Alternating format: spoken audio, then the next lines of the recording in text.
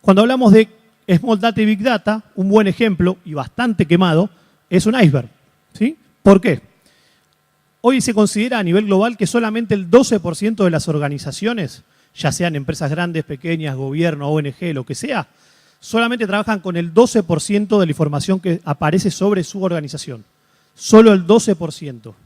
Hay un 88% que es oscuridad, que es lo que está abajo del agua. Toda esa parte, toda esa información actualmente, con un mix de tecnología y de trabajo de especialistas, nos pueden brindar un montón de conocimiento para que nuestra audiencia sea totalmente retroalimentada por lo que nosotros proponemos y empecemos a trabajar descubriendo qué nos están diciendo, entender qué está pasando y así tomar mejores decisiones. El Big Data, para conceptualizarlo, la palabra en sí, la traducción es grandes volúmenes de datos. ¿Sí? No hay nada distinto. Ahora, ¿de qué se compone o cómo podemos empezar a entender el concepto antes de que la palabra pierda su propio sentido? Lo interesante es que el Big Data se compone de datos, que es el conocimiento. Cada dato que yo puedo ir acumulando o encontrando de forma aislada es la base, pero el dato solo no significa nada. Hay que empezar a comprenderlo y analizarlo. El segundo segmento es la parte del entendimiento, es analizar justamente estos datos, cómo están relacionados, qué me están diciendo a mí o qué beneficio le puedo sacar para lo que yo quiero hacer. Y el paso final, donde ya transformamos un dato en un insight, es empezar a aplicar inteligencia. Obviamente que a través de un mix de tecnología y humanos vamos a poder empezar a hacer este circuito para que el Big Data en redes sociales, y redes sociales lo tomamos como una fuente posible, ya que puede ser de muchos lugares, sea realmente redituable para lo que nos interesa a nosotros.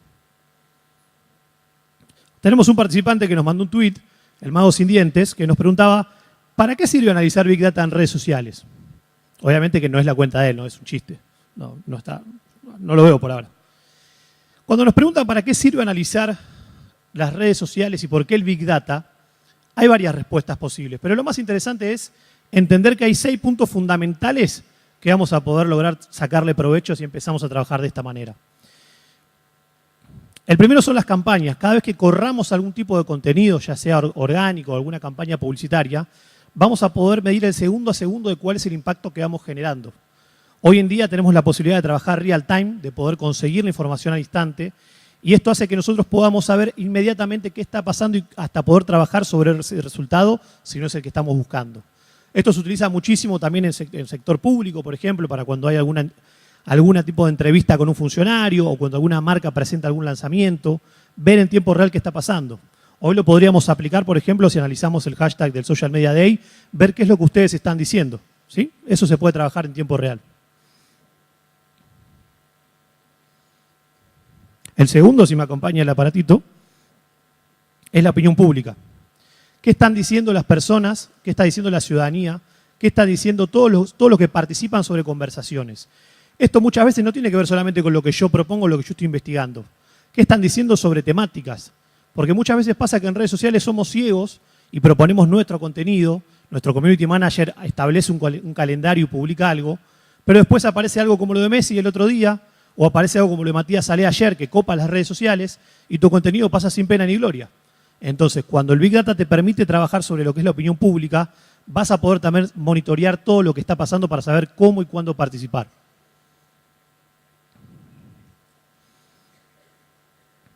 Influenciadores, otra palabra que se usa muchísimo por estos días. Todos aquellos que de alguna manera mueven la aguja de las temáticas que estamos monitoreando. ¿Cuándo participan? ¿Quiénes son? Si es una celebridad, porque por ejemplo si ahora aparece, no sé, más tarde hoy está Connie Ansaldi da una charla, también está Capitán Intriga, que lo veo por ahí sentado, que cada vez que habla logra un impacto realmente interesante. Cuando cualquier tipo de influenciador o celebridad participa en las temáticas que estamos viendo, automáticamente el impacto viral que se genera va a crecer y tenemos que estar atentos para ver qué significa y hacia dónde nos lleva ese tipo de impacto, ¿no? Cibermilitancia.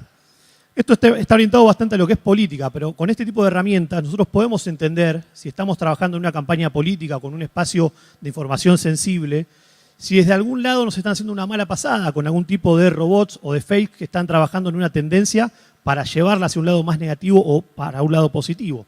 Esto nos permite entender si los usuarios tienen una frecuencia altísima de posteos, probablemente el comportamiento que podemos detectar es que no son personas reales dado el tiempo en el cual están estableciendo este tipo de contenidos. El target. analizar las audiencias. Yo creo que las audiencias son una de las cosas más importantes a donde hoy podemos prestar la atención y sacar provecho.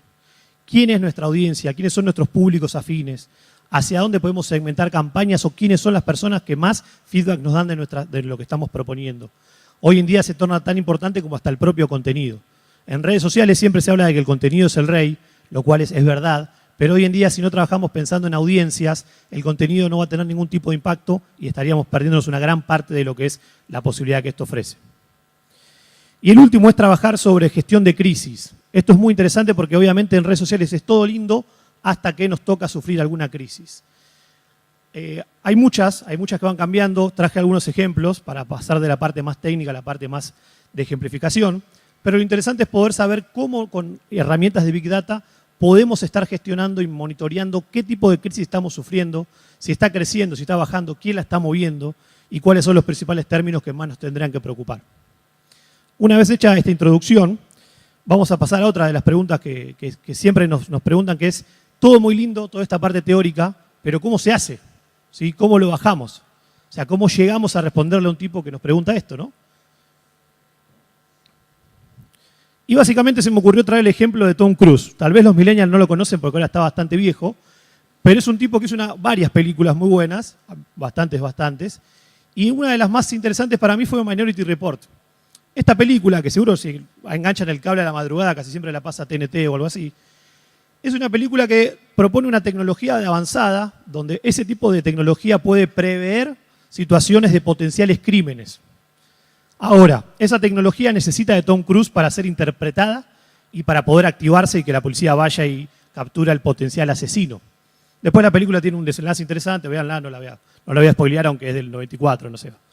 Pero bueno, este ejemplo es lo que yo siempre me gusta llamar el modelo mixto, donde tenemos una parte de tecnología y una parte tal vez igual de importante que es la parte humana o de especialistas. En Big Data pasa lo mismo. No sirve de nada tener una tecnología que acumule información o que acumule datos si no tenemos una persona, un especialista o un equipo, ya sea interno o externo, que interprete esa información, que pueda desambiguar los datos, que pueda llegar a dejar y a pulir la información que es relevante para lo que nosotros estamos monitoreando, ya sea desde una empresa, de un gobierno o de una organización. Entonces, este modelo de Minority Report nos lleva a un ejemplo bastante real que nos pasó hace poco con un cliente, que básicamente nos decían, bueno, estamos monitoreando con herramientas de avanzada todo lo que es el tema del impacto, el sentimiento, el sarcasmo. Y analizando un poco lo que estábamos viendo, vimos un tweet, que es el que figura a la derecha de la pantalla, perdón, de mi derecha, que era un tweet de un usuario común y corriente que decía, emulaba una conversación en un tweet que decía, traje Fernet, el supuesto otro interlocutor le decía, ¿y la coca? Y él le respondía, no, es más rico con Pepsi. Hasta ahí es un tuit normal. Ahora, ¿qué pasa cuando la imagen que acompaña, que esto es lo que la parte tecnológica no puede todavía entender, es una imagen cuasi irónica de una patada en el pecho, básicamente, ¿no? O sea, no podemos quedarnos con el texto. Entonces, si un robot, que acá graficamos cómo lo lee, se queda más que nada con el texto y el insight que obtuvo fue, sí, la gente prefiere tomar Fernet con Pepsi.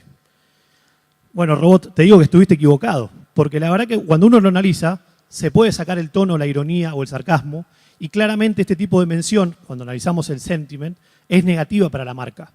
La clave justamente es trabajar en conjunto la parte tecnológica.